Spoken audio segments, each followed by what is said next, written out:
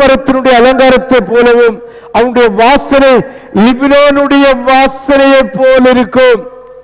Lebanon மலையில் இருக்கிற வெள்ளை போலம் என்கிற உன்னதமான அந்த நறுமண வாசனையை போல ஆண்டவராகிய தேவன் மனப்பூர்வமாய் நேசிக்கிற நம்முடைய திருச்சபையில் இருக்கிற ஒவ்வொரு பிள்ளைகளின் மேலும் அந்த மகிமை வந்து இறங்கும் என்று ஆண்டவராகிய தேவன் நம்மை பார்த்து சொல்லுகிறார்.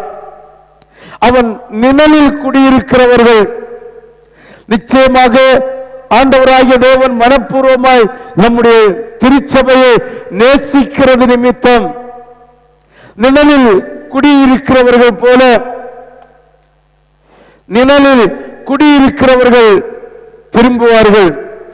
நிழலிலே குடியிருக்கிறவர்கள் திரும்புவார்கள். ஆண்டவராகிய தேவன் அபிஷேக தைலத்தினால் அபிஷேகித்து இனி எங்களால் முடியவில்லை களைப்படைந்து நிழலிலே உட்கார்ந்து இருக்கிறவர்களும் இந்த மகிமையை ருசிப்பதற்காக இந்த ஆசீர்வாதத்தை புசிப்பதற்காக அவர்கள் திரும்புவார்கள், திரும்பி தேவனை மகிமைப்படுத்துவார்கள் என்று ஆண்டவராகிய தேவன் நமக்கு சொல்லுகிறார்.